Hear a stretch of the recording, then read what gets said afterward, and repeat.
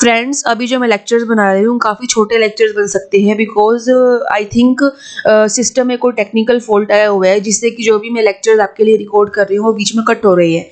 ठीक है, तो अगर कोई भी वीडियो कट हो रही है तो उससे नेक्स्ट पार्ट आपको प्लेलिस्ट में मिल जाएगा, तो प्लीज़ आप थोड़ा सा इस चीज़ के साथ एडजस्ट कीजिएगा जब तक ये जो फॉल्ट है ठीक नहीं हो जाता। तो अभी मैंने यहाँ पर बताया था आपको कि हमने जब वीट की 15 बोरी को प्रोड्यूस किया और राइस की 0, तो यहाँ पर हमारा ए कॉम्बिनेशन बनता है। फिर हमने वीट की 1 यूनिट सेक्रीफाइस करके 14 बोरी को प्रोड्यूस किया, यानी 1 यूनिट हमारी क्या हो रही है, सेक्रीफाइस हो रही है, दैट इज डेल्टा सेक्रीफाइस। ठीक है, और यहाँ पर हमारी वही 1 यूनिट की हो रही है राइस की गेन हो रही है, दैट इज डेल्टा गेन। तो हमारा जो कॉम्बिनेशन है वो बी का ये बना। ठीक है, फिर हमने वीट की 12 बोरी को प्रोड्यूस किया, यानी हमने 2 यूनिट को सेक्रीफाइस किया, यही 2 यूनिट हमारी राइस की यहाँ पर गेन हो रही है। फिर हमारा एक पॉइंट बनता है सी। ठीक है, सी ये हमारा एक पॉइंट बनता है। फिर हमने वीट की 9 बोरी को प्रोड्यूस किया, यानी हमने 3 यूनिट को सेक्रीफाइस किया, यही 3 यूनिट हमारी यहाँ पर गेन हो रही है राइस की, तो यहाँ पर हमारा एक कॉम्बिनेशन बनता है डी। फिर हमने वीट की 5 यूनिट को प्रोड्यूस किया, ठीक है, यानी हमने 4 यूनिट सेक्रीफाइस करी है। फिर जितनी हमने वीट की 4 यूनिट सेक्रीफाइस करी उतनी 4 यूनिट हम राइस की गेन कर रहे हैं, तो यहाँ पर हमारा कॉम्बिनेशन बना ई। फिर हमने वीट की एक भी बोरी प्रोड्यूस नहीं करी, यानी हमने 5 यूनिट को सेक्रीफाइस कर दिया जिससे कि हम 5 यूनिट राइस की बना पाए, तो यहाँ पर हमारा लास्ट कॉम्बिनेशन बनता है एफ। फिर हम इन सारे पॉइंट्स को ज्वाइन कर देंगे। ठीक है, तो ये हमारा क्या बन गया, जो लाइन अच्छे से ड्रॉ नहीं हुई वो इस तरीके से बनेगी लाइन आपकी, जब आप पॉइंट्स को ज्वाइन करेंगे इस तरीके से आपकी लाइन बनेगी। ठीक है, तो जब आप इसको नोटबुक पे बनाएंगे तो काफ़ी अच्छे से आप बना पाएंगे। तो समझाने के लिए मैंने समझाने के लिए जो लाइन है थोड़ी सी ऐसी ड्रॉ गई है, तो थोड़ा सा समझिएगा इस चीज़ को। तो ये हमारा क्या बनता है, पीपीसी बनता है। ये हमारा कनकेव शेप में है, कनकेव यानी ये हमारा पॉइंट ऑफ ओरिजिन है और इसकी जो शेप है वो कनकेव है to the point of origin. ठीक है, तो पीपीसी की शेप हमेशा कनकेव होती है, इसलिए होता है क्योंकि हमारे पास गिवन लिमिटेड रिसोर्सेज होते हैं और हमें इसको 2 गुड्स में लगाना होता है। अगर एक गुड अपना सेक्रीफाइस करेगा यूनिट, तभी हम उसको दूसरे गुड में लगा पाएंगे उस रिसोर्स को। ठीक है, इसलिए हमारी जो पीपीसी की शेप है वो कनकेव में आती है। अभी जो ये वाला आप देख रहे हैं एरो, और ये तो आपका दिखाता है डेल्टा सेक्रीफाइस और ये वाला आपका दिखाता है डेल्टा गेन। इसी तरीके से जो ये हमारा एरो नीचे आ रहा है ये डेल्टा सेक्रीफाइस को दिखाता है, और ये जो हमारा एरो सी की तरफ जा रहा है ये हमारा डेल्टा गेन को दिखाता है। ठीक है, इसी तरीके से जब हम सी से लाइन को ड्रॉ कर रहे हैं 9 की तरफ, तो यानी यहाँ पर हमारी 3 यूनिट सेक्रीफाइस हो रही है ना, यही 3 यूनिट हमारी जब हम डी की तरफ लेके जाते हैं लाइन को, तो यही डी यूनिट यही से 3 यूनिट हमारी गेन हो रही है। तो इस तरीके से आपका जो स्लोप है ये बनाया जाता है। ठीक है, आई होप अब आप इस चीज को क्लियर कर पा रहे हैं। अगर आपको कोई भी डाउट है ना, आप उसे अभी भी पूछ सकते हैं वीडियो में क्वेरीज के अंदर। अगर आपके सारे डाउट्स क्लियर है, दैट्स वेल एंड गुड। ठीक है, इसी को बोला जाता है slope of PPC, that is MOC, कि एक वीट अपनी कितनी यूनिट सेक्रीफाइस कर रहा है एक्स्ट्रा। जितनी एक्स्ट्रा यूनिट वीट सेक्रीफाइस करेगा उतनी ही एक्स्ट्रा यूनिट राइस की गेन हो रही है, और इसी से हमारे पूरा पीपीसी का स्लोप बनता है। ठीक है, जैसे आपको मैं एक करके दिखाती हूँ। जैसे यहाँ पर फॉर एग्जांपल हमने वीट के लिए 1 यूनिट सेक्रीफाइस नहीं करी ना, हमने सारी की सारा जो रॉ मटेरियल था वो वीट के लिए लगा लिया, तो राइस के लिए 0 बचा, तो हमारी वैल्यू यहाँ पर 15 नहीं आई, क्योंकि हमने यहाँ पर हमारी वैल्यू 0 आई, तो इसका मतलब हमने कुछ भी सेक्रीफाइस नहीं किया, कुछ भी मतलब हमने कोई हमारी अपॉर्चुनिटी कॉस्ट आई नहीं। लेकिन जब हमने यहाँ पर पहले 15 थी फिर 14 यूनिट हुई, यानी हमने यहाँ पर डेल्टा सेक्रीफाइस कितना हो गया, 1 हो गया, और डेल्टा गेन कितना हुआ, 1 का ही हुआ, तो हमारी जो वैल्यू आई, अपॉर्चुनिटी कॉस्ट आई, एमओसी, वो 1 आई। ठीक है, अभी यहाँ पर ना मैं पेन का कलर चेंज कर रही हूँ। देखिए एमओसी में क्या है कि यहाँ पर देखिए, जैसे ना अभी आपको मैं कर बताती हूँ। अभी ना जैसे यहाँ पर 14 है वीट की यूनिट, अब 12 हो गई है, यानी जो हमारा डेल्टा सेक्रीफाइस है वो 2 है। ठीक है, लेकिन यहाँ पर हम गेन कितना कर रहे हैं, हम 1 से 2 पे आया, तो चेंज कितना आया यूनिट में, 1 यूनिट का चेंज आया, तो यहाँ पर हमारा 1 आ गया डेल्टा गेन। तो हमारी जो एमओसी है उसकी वैल्यू क्या रहेगी, 2 रहेगी। ऐसे मैं आपको अगेन करके बताती हूँ कि अब हम 14 से 12 पे आ गए, 12 से 9 पे आ गए, तो हमने कितनी यूनिट का सेक्रीफाइस किया, 3 यूनिट का सेक्रीफाइस किया। और हम अगर यहाँ पर देखें तो हमने 1 यूनिट का गेन किया, 2 से 3 पर आया ना, तो डिफरेंस कितना आ रहा है डेल्टा गेन में, 1 यूनिट का डिफरेंस आ रहा है, तो डेल्टा गेन कितना हो गया, 1 हो गया। तो एमओसी की वैल्यू क्या आ गई, 3 आ गई। तो जो आपकी एमओसी की वैल्यू है वो 1 2 3 4 5 एज इट इज की एज इट इज रहेगी, ठीक है, ना कि 0। आई होप अब आपको यहाँ तक अच्छे से क्लियर हो गया है। एंड एक बात आपको मैं और बता देती हूँ, आप जब कोई भी टेबल देखते हैं जिसमें एक वैल्यू हमारी कम हो रही है और एक वैल्यू हमारी बढ़ रही है, यानी जब आप कोई भी टेबल देखें इकोनॉमिक्स के अंदर जिसमें आपको 2 गुड्स गिवन है और इसमें एक की वैल्यू कम हो रही है और एक की वैल्यू बढ़ रही है, तो उसका जो कर्व बनेगा हमेशा ही कनकेव बनेगा, डाउनवर्ड स्लोपिंग कर्व उसका हमेशा बनेगा, ठीक है। तो ये चीज आप जरूर ध्यान रखिएगा। आई होप आपको यहाँ तक अच्छे से क्लियर हो गया है। अभी आपको मैं थोड़ा बुक से कराती हूँ।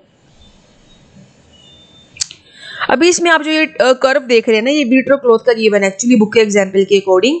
तो यहाँ पर आपको 2 पॉइंट्स गिवन, 2 पॉइंट्स आपको शो हो रहे होंगे, this one and this one. जो पॉइंट आप ये बाहर देख रहे हैं, कर्व से बाहर आप देख रहे हैं पॉइंट, ये हमारा अनअटेनेबल कॉम्बिनेशन है, यानी ये वो कॉम्बिनेशन है जो हम अचीव ही नहीं कर सकते, इसलिए पॉइंट ये कर्व के बाहर आपको शो हो रहा है। जो पॉइंट्स आपको ए बी सी डी ई, जो आपको ये पॉइंट्स दिख रहे हैं जिसको हमने ज्वाइन करके लाइन को ड्रॉ करा है पीपीसी की, ये वो कॉम्बिनेशंस है जो हमने अटेन करे हैं और उसमें हम ये भी मानते हैं कि हमने रिसोर्सेज को फुल यूटिलाइज करा है। और जो पॉइंट आप इस स्लोप के अंदर देखते हैं, दैट इज दिस वन जी, ये पॉइंट क्या शो करता है कि रिसोर्सेज हमारे अच्छे से यूटिलाइज नहीं हुए हैं, हमने उसको इनएफिशिएंट तरीके से यूटिलाइज किया है। तो ये पॉइंट्स का आपको पता होना चाहिए कि आप ये जब पेपर में पीपीसी बनाएंगे तो आपको पॉइंट्स भी दिखाने होंगे जिससे कि ज़्यादा अच्छे से आप क्लैरिटी दे पाए।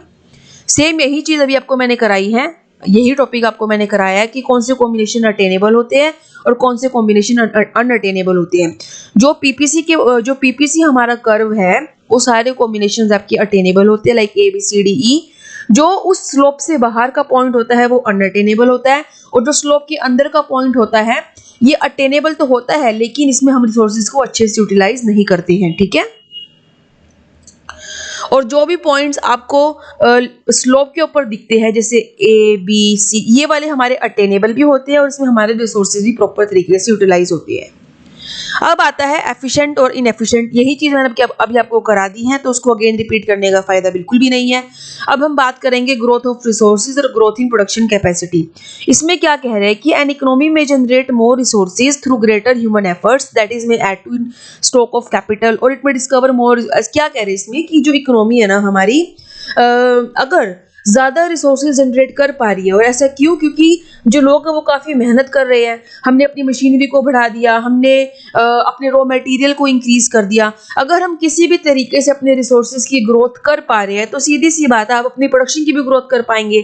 तो इस केस में आप जो स्लोप है वो कैसे बनाएंगे, देखिए जो पहला आप देख रहे हैं ए और बी, ये क्या दिखाता है कि इसमें हमारे पास लिमिटेड रिसोर्सेज है और उसमें हमारा एक पीपीसी का स्लोप बना है, ठीक है, 2 गुड्स के बीच का।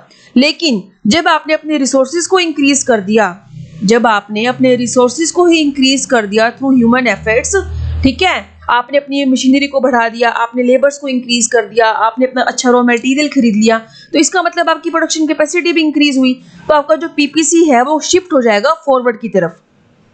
आपका जो पीपीसी है वो शिफ्ट हो जाएगा, that is C and D. आपने अपने पीपीसी को शिफ्ट कर दिया फॉरवर्ड की तरफ, जो ग्रोथ को शो करता है, ठीक है। अगर वही दूसरी तरफ आपके रिसोर्सेज और भी कम हो रहे हैं, अगर आपके रिसोर्सेज कम हो रहे हैं बढ़ने की बजाय, तो मतलब प्रोडक्शन कैपेसिटी कम हो गई, तो अब आपका स्लोप जो होगा वो बैकवर्ड की तरफ शिफ्ट कर जाएगा, ई एफ।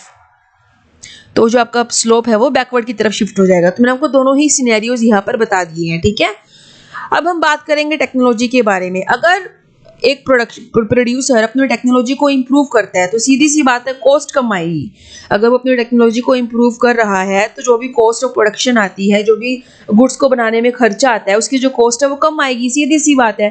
तो अगर आपकी कॉस्ट कम आ रही है तो पीपीसी क्या बनेगा आपका, तो जो आपका कर्व है ना वो शिफ्ट हो जाएगा फॉरवर्ड की तरफ। P1 आपका जो बना वो न्यू कर्व बना, क्योंकि हमने जो हमारी टेक्नोलॉजिकल प्रोग्रेस हुई उसको हमने क्लॉथ और विड दोनों में यूज किया। लेकिन जो आप ये वाली लाइन देख रहे हैं, डॉटेड लाइन जो आप देख रहे हैं, डॉटेड लाइन P2P, यानी this one P2 and P, जो आप डॉटेड लाइन देख रहे हैं, इसमें क्या दिखाया गया है कि जो आप ये गैप देख रहे हैं, ये वाला जो आप गैप देख रहे हैं, इसका मतलब क्या है कि जो हमारी टेक्नोलॉजिकल प्रोग्रेस हुई है वो खाली वीट की प्रोडक्शन में हुई है, क्लॉथ की प्रोडक्शन में हमारी कोई भी टेक्नोलॉजिकल प्रोग्रेस नहीं हुई है। दैट्स वाई हमने P2P का एक नया कर्व बनाया है, जब टेक्नोलॉजिकल प्रोग्रेस हमारी सिर्फ वीट की प्रोडक्शन के अंदर हुई है, ना कि क्लॉथ की।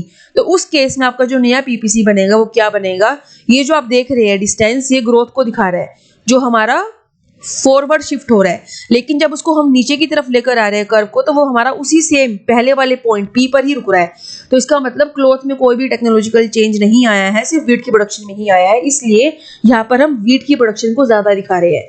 तो यहाँ पर मैंने आपको दोनों ही केसेस करा दिए हैं कि जब दोनों ही गुड्स की टेक्नोलॉजी में चेंज आए और जब खाली एक गुड की टेक्नोलॉजी में चेंज आए। ठीक है, अब PPC एंड अपॉर्चुनिटी कोस्ट अभी मैंने आपको कराया है, तो ये अगेन कराने का फायदा नहीं है।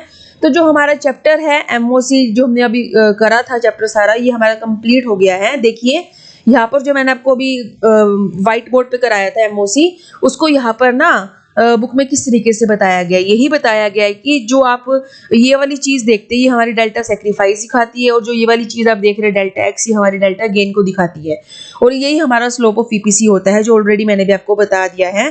तो जो हमारा सेकंड चैप्टर है ना बच्चों, वो कंप्लीट हो गया है। अब मैं आपको थर्ड चैप्टर कराऊंगी, बट थर्ड चैप्टर कराने से पहले एक छोटा सा टॉपिक रह गया, ये problem of circular flow of income रह गया है। ये मैक्सिमम से मैक्सिमम 3 से 4 मिनट का टॉपिक है। ये मैं नेक्स्ट वीडियो में आपको करा दूंगी, फिर हम थर्ड चैप्टर भी उसी में ही स्टार्ट कर देंगे। ठीक है, तो अगर आपको आज के लेक्चर जरा सा भी यूजफुल लगे तो प्लीज लाइक करें, सब्सक्राइब करें। Thank you, take care, bye bye.